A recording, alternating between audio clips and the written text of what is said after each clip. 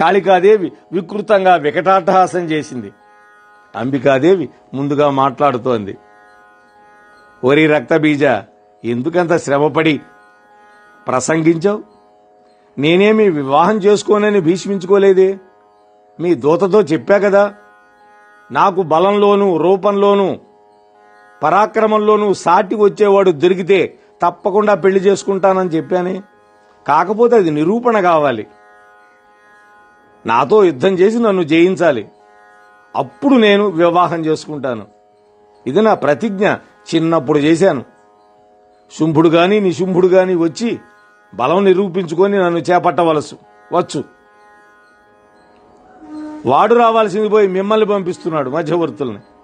సరే, నువ్వు యుద్ధం చేస్తావో పారిపోతావో తేల్చుకోమను. ఈ మాటలకు రక్తబీజుడు అసహనంతో కొత్త ఉడికిపోయాడు. వెంటనే వాడు పిడుగుల్లాంటి బాణాలతోటి సింహం మీద కురిపించాడు బాణాలు. వెంటనే జగదంబ పిడుగుల్లాంటి బాణాలతో వాడి గుండెల మీద గాయం చేయని కొంకు దెబ్బలు కొట్టింది. అమ్మకు తెలుసు, అందుకని కొంకు దెబ్బలు కొట్టింది. అంటే వాడి నుంచి రక్తం వస్తే ప్రమాదం అని ముందు అలా కొట్టింది అమ్మ. అప్పుడైనా భయపడి పారిపోతాడేమోనని. ఆ కొంకు దెబ్బలకే వాడు రథంలో పడి స్పృహ కోల్పోయినాడు. దానవ వీరులు హాహాకారాలు చేశారు. అవి శుంభుడి యొక్క మందిరంలో వినపడ్డాయి. వాడు మండిపడిపోయినాడు. వెంటనే మూలబలంగా నిలిచినటువంటి మహాసైన్యంతో సగభాగాన్ని వెంటనే రణరంగానికి వెళ్ళిపోమన్నాడు. వాడికి మూలబలం అని కొంత ఉంది. దాంట్లో సగం మందిని పంపించారు. వాళ్లలో కాలకేయులు, కాంభోజులు, కోటాను కోట్లున్నారు. వాళ్ళంతా యుద్ధభూమికి వచ్చేశారు. వెంటనే అంబికాదేవి లోకభయంకరంగా ఆ కుబేరుడిచ్చినటువంటి ఘంటని మోగించింది. ధనుష్టంకారం చేసింది. విజయ సూచికంగా శంఖం పూరించింది. ఈ 3 నాదాల భీషణ ధ్వనికి ఆ కాళికాదేవిలో ఉత్సాహం ఉరకలు వేసింది. సింహవాహనం జూలు విదిలించి గర్జించింది. దానవ వీరులు అన్ని వైపుల నుంచి ఒకేసారి బాణాలు వర్షం కురిపిస్తున్నారు. కాళికాదేవి వాటి పని పడుతోంది. సరిగ్గా ఇదే సమయానికి బ్రహ్మాది దేవతలు ఒక అద్భుతం చేశారు. ఆ పురుషులు దేవతలు కదా, వాళ్ళందరూ కూడా తమ దివ్య శక్తులన్నీ కూడా ఆ యుద్ధరంగానికి పంపించేశారు. ముందు తమ శక్తులను అంబికలోకి ప్రవేశపెట్టారు. తమ భార్యల శక్తులన్నీ కూడా యుద్ధరంగంలోకి పంపించారు. 2 రకాలు జరిగింది. మొదట తమ యొక్క శక్తులని అంబికాదేవిలోకి ప్రవేశపెట్టారు, ఇంకా త్రిగుణీకృతం కావాలని. అలాగే తమ భార్యలు కూడా శక్తి స్వరూపాలే, వాళ్ళు కూడా వచ్చారు. వాళ్ళు మొదటగా సరస్వతీదేవి హంసవాహనం మీద వచ్చి అంబికాదేవి పక్షాన నిలబడింది. లక్ష్మీదేవి గరుడ వాహనం మీద వచ్చింది. శాంకరి వృషభ వాహనం మీద వచ్చింది పార్వతీదేవి. నెమలి వాహనం మీద కౌమారీదేవి వచ్చింది, అంటే కుమారస్వామి యొక్క ఇల్లాలు. ఐరావతాన్ని ఎక్కి శచీదేవి వచ్చింది. అలాగే నారసింహీదేవి, యమదండం ధరించినటువంటి యామ్యాదేవి యముడి యొక్క భార్య, అలాగే వరుణదేవుడి యొక్క భార్య వారుణీదేవి, కుబేరుడి యొక్క భార్య పేరు కౌబేరి. వీళ్ళందరూ కూడా వచ్చేశారు వాళ్ళ యొక్క వాహనాలెక్కి. అంబికాదేవి ఆనందంతో మరొక్కసారి శంఖం పూరించింది. వెంటనే అక్కడికి శంకరుడు వచ్చాడు. స్వయంగా అంబికాదేవిని స్తుతించాడు. ఓ అంబిక, దేవతల యొక్క కార్యసిద్ధి కోసం శుంభ నిశుంభులను హతమార్చి లోకాలను కాపాడు, ప్రాణికోటికి ఆనందం పంచమని అభ్యర్థించాడు శివుడంతటి వాడు. వెంటనే అంబికాదేవి చిరునవ్వులు చిందుస్తూ నిలబడింది. ఆ క్షణంలో ఆవిడ శరీరంలో నుంచి అత్యద్భుతమైనటువంటి ఒక శక్తి ఆవిర్భవించింది. భీషణంగా ప్రచండంగా ఉంది ఆ శక్తి. ఘోరమైన రూపంతో ఆవిర్భవించింది. అప్పుడు ఆ జగద్మాత, ఓ దేవదేవ, ఓ పార్వతీ ప్రాణవల్లభ, నువ్వు ఒక ఉపకారం చేయాలయా నాకు అన్నది. అమ్మవారంతటితో ఉపకారం చేయమంది శివుణ్ణి. నువ్వు దూతగా శుంభ నిశుంభుల దగ్గరికి వెళ్ళు, నా మాటగా చెప్పు, స్వర్గాన్ని దేవతలకు విడిచిపెట్టి భూలోకాన్ని మానవులకు వదిలేసి పాతాళానికి వెళ్ళిపోమ్మను. కాబట్టి స్వర్గం దేవతలకి, భూమి మన మానవులకి, పాతాళం మాత్రమే రాక్షసులకి. పాతాళంలో రాక్షసులు, నాగులు వీళ్ళంతా అక్కడ ఉంటారు. యజ్ఞభాగాలు దేవతలకే దక్కాలి. వాళ్ళకు గనక జీవితేచ్ఛ ఉంటే ఇలా చేయమను, లేదంటే యుద్ధానికి రమ్మను.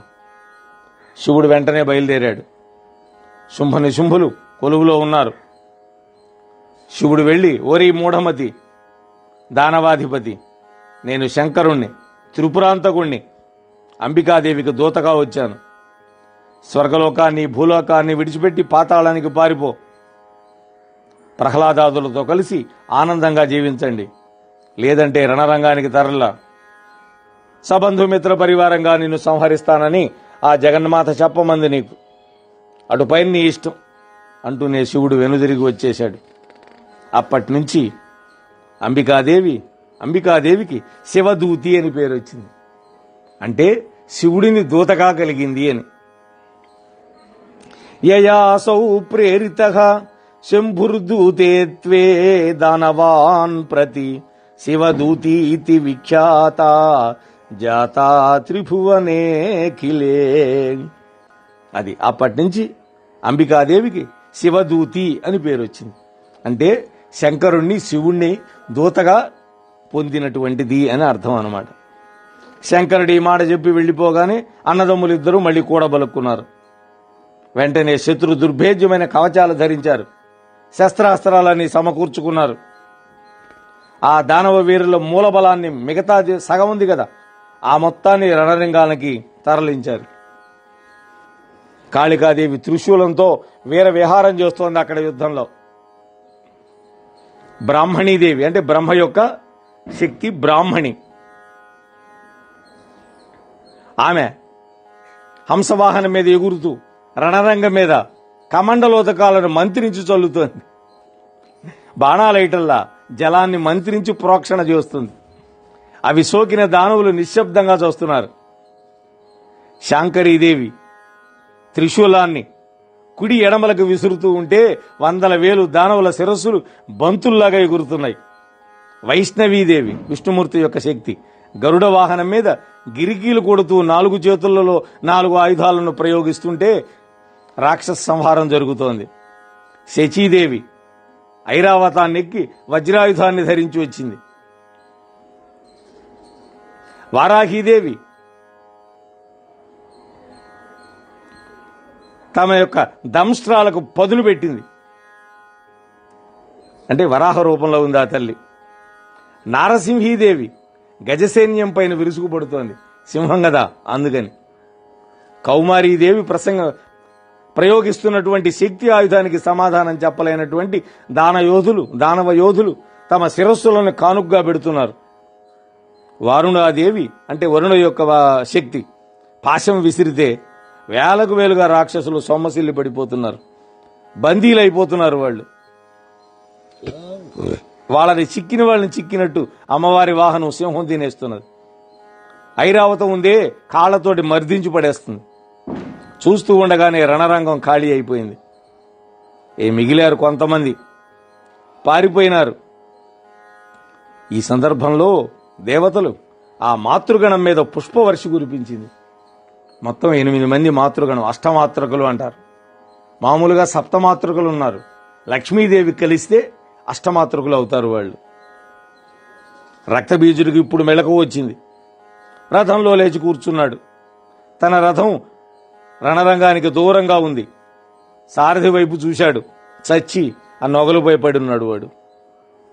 వెంటనే వాడు ఒళ్ళు విరుచుకున్నాడు, ధనుష్టంకారం చేశాడు. వ్యాసుడు అంటున్నాడు, జనమేజయ వింటున్నావా అన్నాడు. జనమేజయుడు వెంటనే, మహర్షి ఆపద్దు, యుద్ధాన్ని కళ్ళకు కట్టినట్టు వివరిస్తున్నావు, కొనసాగించు అన్నాడు. వీరుడు కదా జనమేయుడు, క్షత్రియుడు. యుద్ధం అంటే వాళ్ళకి ఇష్టం, బంతాట ఆడినట్టు ఉంటుంది వాళ్ళకి. అయితే ఆలకించు అంటూ కొనసాగించాడు సాత్యవతీయుడు, అంటే సత్యవతీ పుత్రుడు వ్యాస మహర్షి. రక్తబీజుడికి ఉన్న వరం తెలుసు కదా. జనమేజయుడితో అంటున్నాడు వ్యాసుడు, వాడు శరీరం నుంచి నేలకు రాలిపడిన రక్త బిందువుల నుంచి అసంఖ్యాకంగా రక్తబీజులు పుడతారు. అదే రూపంతో, అదే బలంతో, అదే పరాక్రమంతో. పూర్వం వాడి తపస్సుకు మెచ్చుకొని బోళాశంకరుడిచ్చిన వరం అది. మహానుభావులు త్రిమూర్తులు ఇచ్చిన వరాలే వీళ్ళందరికీ కష్టాలు తెచ్చిపెడతాయి. చెప్పాను మీకు 1-2 సార్లు. ఎవరైనా తపస్సు చేస్తే ఆ తపస్సు మెచ్చుకొని వరం ఇవ్వాల్సిందే.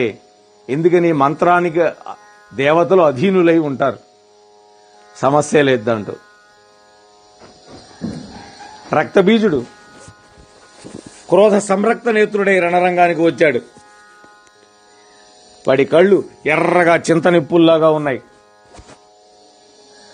గరుడ వాహనం మీద వైష్ణవీదేవిని చూశాడు. వెంటనే శక్తి ఆయుధాన్ని విసిరాడు. ఆ వైష్ణవీదేవి తన గదాయుధంతో దాన్ని తుత్తినియలజేసింది. వెంటనే సుదర్శన చక్రాన్ని ప్రయోగించింది. అది వెళ్లి వాడి శరీరాన్ని నిలువుగా కోసింది. వెంటనే రక్తం చిందిపడింది. అసంఖ్యాకంగా రక్తబీజులు పుట్టారు. అమ్మవారేం చేసింది? అంబిక కౌకు దెబ్బలు కొట్టింది. ఆమెకు తెలుసు కాబట్టి. వీళ్ళకి తెలియదు వాడి యొక్క వరాల గురించి. అందుకని అమ్మవారు సుదర్శన చక్రంతో వాడి శరీరం చీరింది. అసంఖ్యాకమైన రక్తబీజులతోటి ఆ రణరంగం అంతా కిక్కిరిసిపోయింది. ఎడు చూసినా రక్తబీజులే. అందరూ ఒకేలాగా ఉన్నారు. అప్పుడు వైష్ణవీదేవి ఆశ్చర్యపోయింది. వైష్ణవీదేవి మరికొన్ని బాణాలు ప్రయోగించింది ఆ పుట్టిన రక్తబీజుల మీద. ఇంకా పుడుతున్నారు. వికటాట్టహాసం చేస్తున్నారు వాళ్ళు. అప్పుడు బ్రాహ్మణి ప్రభృతులకు ఏం చేయాలో అర్థం కాలేదు. దేవతలు కూడా నిశ్చేష్టులైపోయినారు. కాళికాదేవి ఒక్కతే ఉంది. ఇంతమంది రక్తబీజులతో పోరాడుతుంది పాపం. ఎందుకని వాళ్ళు సంభ్రమంగా చూస్తూ ఉన్నారు. ఏం చేయాలో అర్థం కాక వాడి సంఖ్య క్షణక్షణానికి పెరిగిపోతున్నది. అప్పుడు జగన్మాత ఒక్క క్షణం ఆలోచించింది. ఆమెకు ఉపాయం తట్టింది. వెంటనే కాళికాదేవిని పిలిచింది. హే చండముండే, నీ నోరును బాగా విస్తరించు. నీ నాలుకను రణరంగం అంతా కూడా చాపు. నేను ప్రయోగిస్తున్న ఆయుధాలతోటి వాడి శరీరం నుంచి చిందే రక్తబిందు ఒక్కటి కూడా నేల మీద పడకూడదు. చప్పరించేసేయి. ఈ అసంఖ్యాక రక్తబీజులను ఇలాగే నెత్తురు చిమ్మకుండా భక్షించు. ఇదొక్కటే మార్గం అని అమ్మవారి సలహా ఇచ్చింది. ఈ మాట అంటూ ఉండగానే కాళికాదేవి కొండ గుహలాగా నోరు తెరిచింది. నాలుకని విస్తరించింది. భూమి అంతా, అక్కడ యుద్ధ భూమి అంతా. ఆ కృత్రిమంగా పుట్టిన రక్తబీజులందరూ కూడా ఆవిర్భవించినంత వేగంగా లక్షల సంఖ్యలో ఈ కాళికాదేవి భక్షించేసింది. అసలు వాడు ఒక్కడు మిగిలాడు. వాడి శరీరంలో ఇక రక్తం లేదు, మొత్తం కారిపోయింది. అంబికాదేవి బాగా పదునెక్కిన తలతలలాడుతున్న పొడవాటి కత్తి విసిరింది. అంతే, వాడి శిరస్సు నుంచి తల వేరైంది. వాడి శిరస్సు నుంచి మొండెం వేరైపోయింది. రెండు. కాళికాదేవి అవలీలగా చప్పరించేసింది ఆ రెండింటిని. తలని, తలతో పాటు మొండ్యాన్ని, ఒక్క చుక్కనే నెత్తురు పడకుండా. జై కాళికామాతకు, జై జగన్మాతకు. ఆ విధంగా జగన్మాత యొక్క ప్రణాళిక ప్రకారం కాళికాదేవి సహాయంతో ఆ రక్తబీజుణ్ణి సంహరించేశారు. ఈ వార్త శుంభనిశుంభులకు చేరింది. కాళికాదేవి ఉపాయంతో రక్తబీజుణ్ణి చంపిందని, ఇక తమ కోసమే ఆవురావురుమంటూ ఎదురు చూస్తోందని. తమ్ముడు నిశుంభ, నేను వెడుతున్నాను రణరంగానికి. ఆ అంబికను సంహరించి వస్తాను. ఒకవేళ రాలేదనుకో, నువ్వు ఈ కార్యాన్ని కొనసాగరించు. తమ్ముడు ఉక్కురషపడ్డాడు. అన్నయ్య, నువ్వుండు, నేనెళతాను. ఆ కాళికను సంహరించి అంబికను బంధించి నీకు కానుగ్గా తెస్తాను. ఈ పాటి పనికి నువ్వెళ్ళాలా? నువ్వు నిశ్చింతగా ఉండు. నేనుండగా నువ్వెళ్ళటం సమంజసం కాదు. అలనాడు రావణాసురుడి విషయంలో కూడా అంతే. కుంభకర్ణుడు పోయినాడు, తన కొడుకులు పోయారు. ఒక్కొక్కళ్ళు పోయిన తర్వాత చివరికి తాను వెళ్ళాడు. అది కూడా రాజధర్మమే. ముందుగా రాజు వెళ్ళకూడదు యుద్ధానికి. నిశుంభుడు బయలుదేరగానే ఒంటరిగా మిగిలినటువంటి శుంభుడు ఆలోచిస్తున్నాడు. వాడికి ఏం తోచటల్లా. కొలువులో నుంచోలేకపోయినాడు, కూర్చోలేకపోయినాడు. తన మందిరానికి వెళ్ళాడు, అక్కడా ప్రశాంతంగా ఉండలేకపోయినాడు. ఓ, తమ్ముడు ఒక్కడే వెళ్ళాడు, తాను కూడా యుద్ధరంగానికి బయలుదేరితే మంచిదని వాడు కూడా బయలుదేరాడు. అల్లంత దూరాన్ని నిలబడ్డాడు.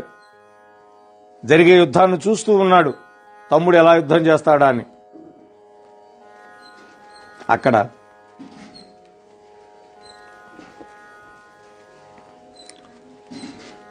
శుంభుడి యొక్క సోదరుడు నిశుంభుడు తన శాంకర ధనస్సును ఎక్కుబెట్టి పుంఖానుపుంఖాలుగా బాణాలు గుప్పించాడు. అంబికాదేవి తెరలు తెరలుగా పకపకా నవ్వింది. కాళికా, చూశావా వీళ్ళ మూర్ఘత్వం? సోదరులు నాతో యుద్ధానికి తలపడుతున్నాడు. రక్తబీజుడు మరణించినా వీడికి బుద్ధి రాలేదు, ఇంకా జయించగలగమని ఆశపడుతున్నారు. ఇది నా మాయాశక్తి. ఆశతో వీరిని సమ్మోహితులను చేస్తున్నాను. అది అమ్మవారు. అందుకని వాళ్ళు యుద్ధానికి వచ్చారు. ఈ ఆశ ఉందే బహు చెడ్డది, ఒక పట్టాన్ని విడిచిపెట్టదు అని అంటూ అమ్మ చావు దగ్గర పడి వీళ్ళిద్దరూ మాయామోహితులై వచ్చారు యుద్ధానికి, కానీ మిగిలినటువంటి ఆ కాస్త పని పూర్తి చేద్దాం అంటూనే ఆ జగన్మాత బాణ వృష్టి కురిపించింది. క్రమక్రమంగా యుద్ధం భయానక రూపం ధరించింది. అంబికా యొక్క వాహనం సింహం జూలు దులిపి సైన్యసాగరంలో ఈదుతోంది అన్నట్టుగా ఉన్నది. నిశుంభుడు పళ్ళు పటపటలాడించాడు. అల్లంత దూరంలో నిలబడ్డ శుంభుడికి ఉత్సాహం ఉరకల వేసింది. వాడు కూడా ఆగలేక రివ్వున రణరంగానికి వచ్చాడు. కాళికాదేవిని చంపుదామని, అంబికను సంహరిద్దామని అతడికి ఇంకా ఆశ చావలేదు. ఎదుట నిలిచింది అంబికాదేవిని ముఖాముఖి తిలకించాడు. ఆమె చాలా అందంగా ప్రకాశిస్తోంది.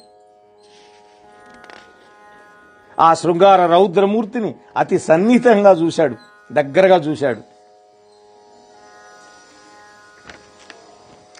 చూడటంతో శుంభుడి యొక్క మనస్సులోంచి పెళ్లి ఆశ వెళ్లిపోయి జయాశ కూడా జారిపోయింది. ఇక నాకు మరణం తప్పదు అని నిశ్చయం బలపడింది. తెగించి ధనస్సు ఎక్కుపెట్టాడు. అప్పుడు జగన్మాత అంటోంది, ఓరి మూర్ఖాగేశ్వర, ఇంకా బుద్ధి రాలేదా? ఇప్పటికైనా మించిపోయింది లేదు. మరొక అవకాశం ఇస్తున్నాను. మీకు గనక జీవితేచ్చే ఏమాత్రం ఉన్నా కూడా ఆయుధాలను ఇక్కడే విడిచిపెట్టి పాతాళానికి పారిపోండి. చివరి అవకాశం ఇచ్చింది అమ్మ. ఎందుకని? అమ్మ ఎప్పుడు కూడా కరుణాస్వరూపిణి, అవకాశాలు ఇస్తుంది. వాటిని వాడుకోకపోతే నాశనం అయిపోతారు, అంతే. దీనికి సమాధానం చెప్పకపోగా నిశుంభుడు హఠాత్తుగా కత్తి దూశాడు. సింహాన్ని శిరస్సు మీద కొట్టాడు. దాని కళ్ళు తిరిగినాయి, ఒళ్ళు తూలింది, గిరిను బొంగరంలా తిరిగింది. అంబికాదేవి కూడా తిరిగింది దాంతోపాటు.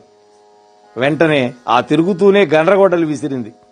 అది వెళ్లి నిశుంభుడి యొక్క బాహుమూలాన్ని ఖండించింది. అంటే వాడి యొక్క చంకల వరకు తెగిపోయింది. అయినా వాడు చెక్కు చెదరలా, బాధ గాని మూలు గాని లేదు.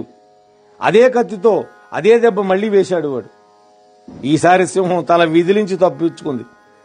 అంబికాదేవి సువర్ణ పాత్రను ఎత్తి గటగట మద్యపానం చేసింది, ద్రాక్షారసాన్ని.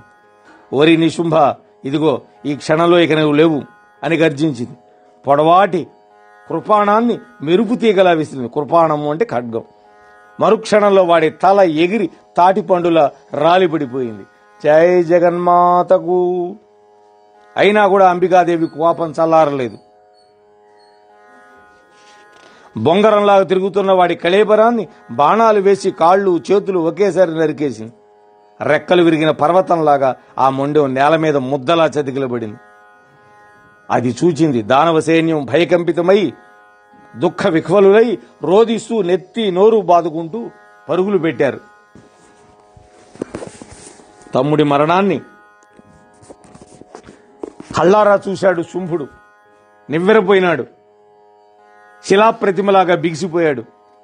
కళ్ళ వెంట నీళ్లు ధారగా బొటబొట రాలినాయి. అయినా నిగ్రహించుకున్నాడు మరుక్షణంలో. కాలం కాదు, దైవమే అన్నిటికంటే గొప్పది అనే ఆలోచన మనస్సులో ఒక మెరుపులా మళ్లీ తళుక్కున మెరిసింది. మహావీరుడు, శూరుడు, రక్తబీజుడు నిహతుడయ్యాడు.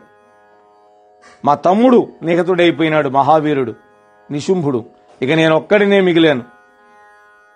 అపకీర్తికి ఒడుగట్టి జీవితాశను పెంచుకుని నేను మాత్రం ఏం చేయగలను? నేనేం సాధించగలను? కాలం దాపురిస్తే ఎవడైనా చావాల్సిందే. మరణం దైవ నిర్మితం. దానికి భయపడేవాడు పరమ మూర్ఖుడు. పుట్టిన ప్రతి ప్రాణి గిట్టక తప్పదు. గిట్టిన ప్రతి ప్రాణి మళ్లీ జన్మిస్తుంది. అశాశ్వతమైన ఈ శరీరాన్ని నమ్ముకొని శాశ్వతంగా వచ్చే కీర్తిని వదులుకోవటం అవివేకం. జాతస్య హి ధ్రువో మృత్యుః ధ్రువం జన్మ మృతస్య చ అధ్రువేస్మిన్ శరీరేతు రక్షణీయం యశస్థిరం. ఈ మొదటి పాదం భగవద్గీతలో కూడా ఉన్నటువంటిది. రెండో పాదం మాత్రం వేరు. అది దేవి భాగవతంలో 2-3 సార్లు ఇలాంటి శ్లోకం కనిపిస్తుంది. రాక్షసులకు కూడా తెలుసు చావు పుట్టుక ప్రతి మనిషికి తప్పవని. కాబట్టి శాశ్వతమైనటువంటి కీర్తిని పోగొట్టుకోవటం నాకు ఇష్టం లేదు అనుకున్నాడు. అంతే, నిశ్చల చిత్తంతో వాడి రథసారథిని వెన్నుతట్టి పోనీ అన్నాడు. రథం కదిలింది. అంబికాదేవి ముందు నిలబడింది. శుంభుడు ఏకాగ్ర చిత్తంతో చూశాడు. ఆమె ఎలా ఉంది? త్రైలోక్య మోహిని. సింహవాహనాన్ని అధిరోహించి ఉంది.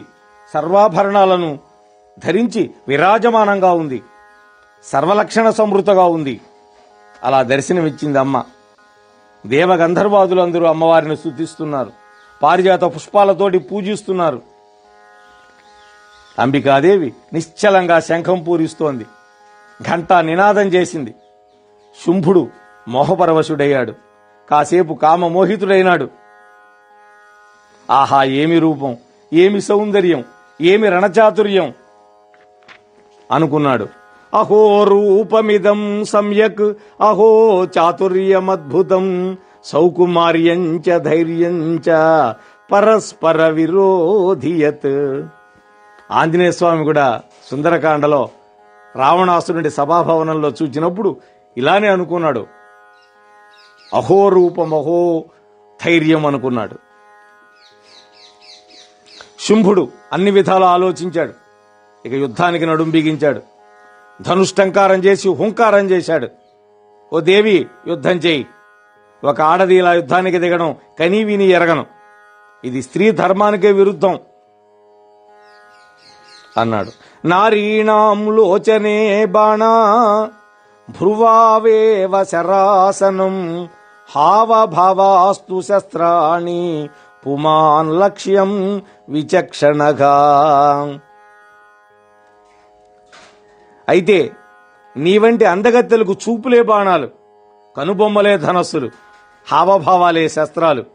నాలాంటి పురుషుడే లక్ష్యం. సుగంధ ద్రవ్యాలే సమరసన్నాహాలు, మనోరథాలే రథాలు, గుసగుసలే భేరీ నినాదాలు. ఇక ఏమి అవసరం లేదు. ఇతర శస్త్రాస్త్రాలు ధరించడం కేవలం అభినయం మాత్రమే అనివాడు అన్నాడు. స్త్రీలకు అలంకారం సిగ్గే. ధనస్సు ఎక్కుపెట్టి బాణాలను వదులుతూ ఉంటే మాటిమాటికి బయటపడే ఎత్తైన గుండెలను ఎలా దాచుకుంటావు నీవు అన్నాడు. ఇలా ప్రసంగిస్తూ ఉన్నటువంటి శుంభుణ్ణి చూసింది జగదంబిక. చిరునవ్వులు చిందించింది. ఓరి మందమతి, కామమోహితుడివై పలవరిస్తున్నావు. నా మీద కత్తి దూయలేకపోతే పోని, ఇదిగో మా కాళిక ఇక్కడే ఉంది. నువ్వు కోరుకున్నటువంటి క్రూర కరాళ రూపంతో ఉంది. ఈవిడితో యుద్ధం చేయి. నేను ప్రేక్షకురాలినై సాక్షి మాత్రంగా చూస్తూ ఉంటాను అన్నదా అని శుంభుణ్ణి ఎగతాళి చేసింది. కాళిక వైపు తిరిగింది అమ్మవారు. హే కాళికే! వెంటనే కాళికాదేవి 1000 మణుగుల బరువున్న ఇనప గదను అవలీలగా చేతబట్టుకుని క్రూరమైనటువంటి వికటాట్టహాసంతో విరగబడి నవ్వుతూ శంభుడి ఎదుట నిలబడింది కాళికాదేవి. వాడు కూడా గదను ధరించి కలయబడ్డాడు. ఇద్దరికీ భీకరమైనటువంటి సంగ్రామం జరుగుతోంది.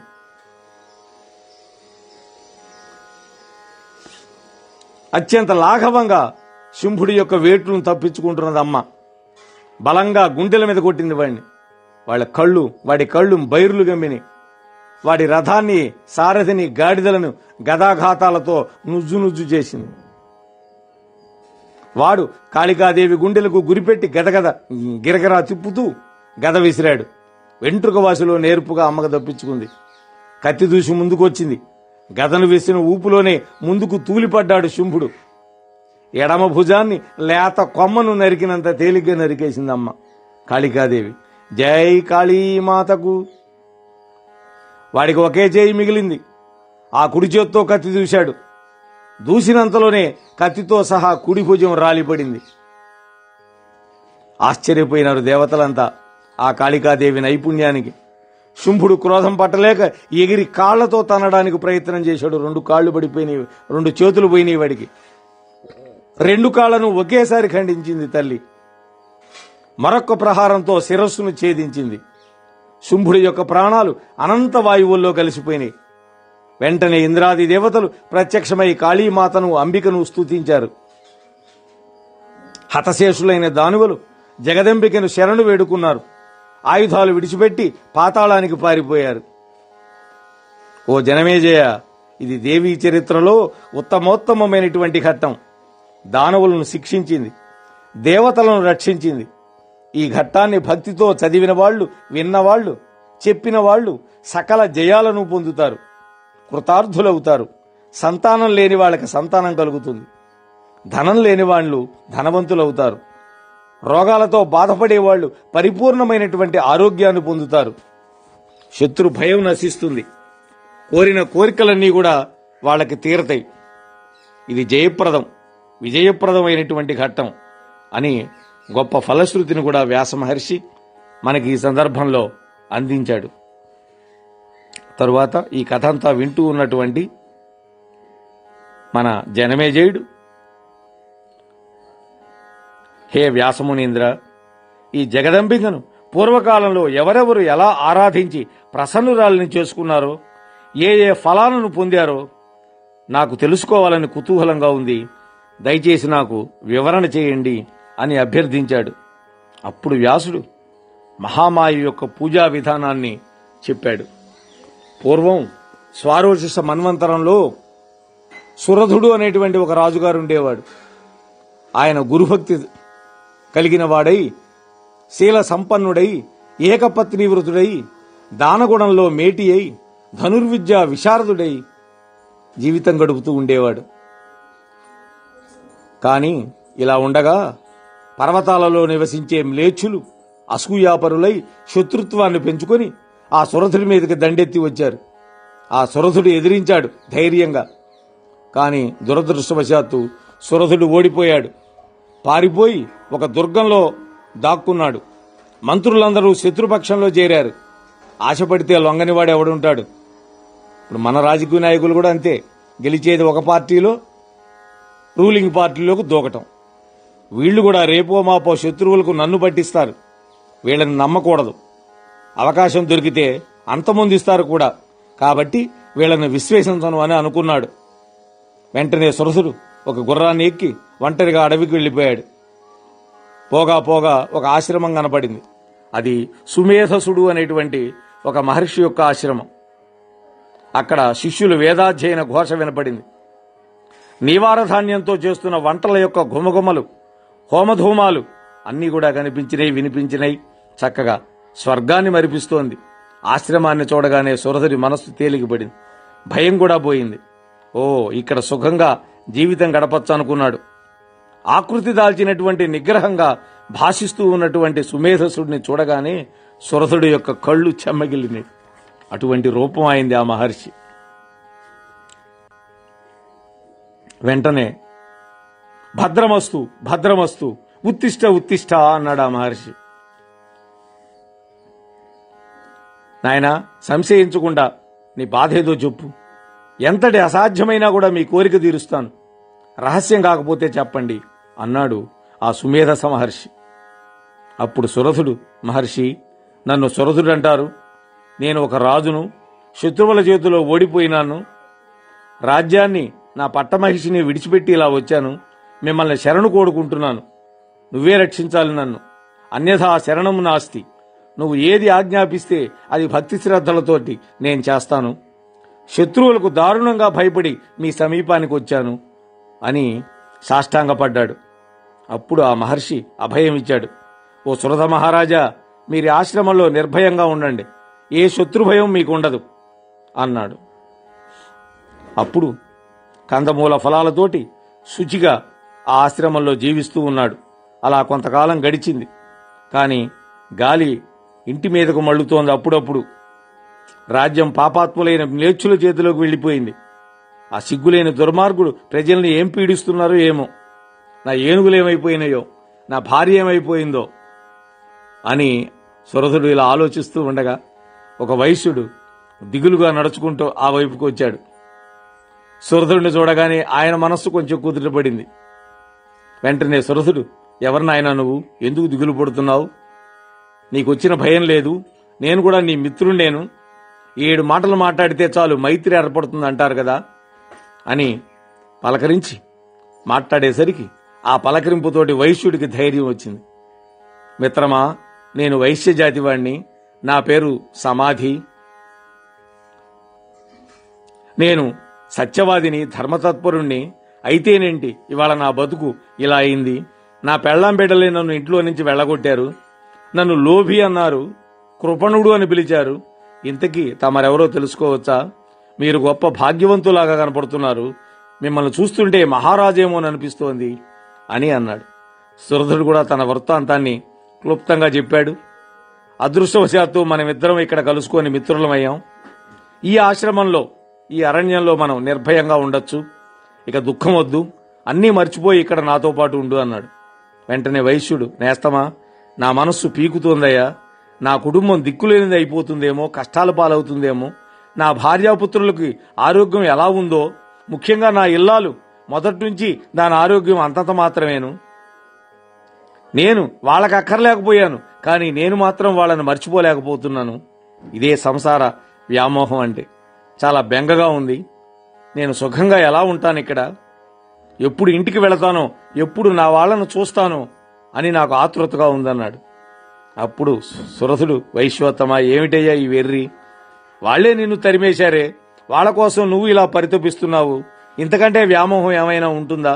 పిచ్చివాడ, దుఃఖాన్ని కలిగించే బంధుమిత్రుల కంటే సుఖాన్ని కలిగించే శత్రువులు చాలా నయం. తెలుసుకో, మనస్సుని దృఢపరచుకో, అటు మళ్ళనీయొద్దు, ఇక్కడ నాతో పాటు హాయిగా ఉండు అన్నాడు. రాజా, నువ్వు అన్నది నిజమే, కానీ నా మనస్సు నిలకడగా ఉండలేదు, మాటిమాటికి ఇంటి వైపే వెళుతోంది అన్నాడు. మిత్రమా, నాకు ఆ పాటి బెంగ లేకపోలేదు. నాకు రాజ్యం గుర్తొస్తున్నది, నా ప్రజలు గుర్తొస్తున్నారు, నా భార్య గుర్తొస్తోంది. అప్పుడల్లా నా మనస్సు పెళ్ళుపికి దుఃఖంతో ఉంటోంది. మన ఇద్దరి బెంగలు దుఃఖాలు తీరడానికి ఏదైనా ఉపాయం చెబుతాడేమో మన మహర్షి, మన గురువు గారు కదా, ఆయన పోయి అడుగుదాం అన్నారు. అప్పుడు గురువుగారి దగ్గరికి వెళ్లారు. వాళ్ళని చక్కగా ఆశీర్వదించి సముచితమైన స్థలాల్లో కూర్చోబెట్టాడు గురువు. అప్పుడు సురథుడు ప్రశ్నించాడు, మహర్షి, ఈ వైశ్యుడు ఇప్పుడే నాకు మిత్రుడయ్యాడు. భార్యాపుత్రులు వెళ్ళగొడితే ఇలా అడవులకు వచ్చాడు. అయినా కూడా కుటుంబం గురించి, కుటుంబ సభ్యుల గురించి తలుచుకొని ఏడుస్తున్నాడు. నేనెంత ఓదార్చినా ఆయనకి స్వస్థత కలగటం లేదు. ఇన్ని రోజులు నువ్వు చేసిన ఉపదేశాల వల్ల ఈ జగత్తు మిథ్య నేను తెలుసుకున్నాను. ఇది స్వప్న సదృశ్యమని కూడా నేను గ్రహించగలిగాను. అయినా కూడా మనస్సు భ్రాంతిని విడిచిపెట్టడం లేదు, స్థిరంగా నిలబట్టడం లేదు, మనస్సు నిలకడ చిక్కటం లేదు, మోహం నన్ను విడిచిపెట్టడం లేదు. మహర్షి, ఏమిటి దీనికి కారణం అన్నాడు. అప్పుడు సుమేధసుడికి సుధుడు యొక్క వేదన, ఆర్తి అర్థమైంది. అతడి శోకాన్ని, మోహాన్ని తొలగించే జ్ఞాన ఉపదేశం చేయాలి అనుకున్నాడు. ప్రేమగా, లాలనగా, నవ్వుతూ ఆప్యాయంగా చెప్పాడు.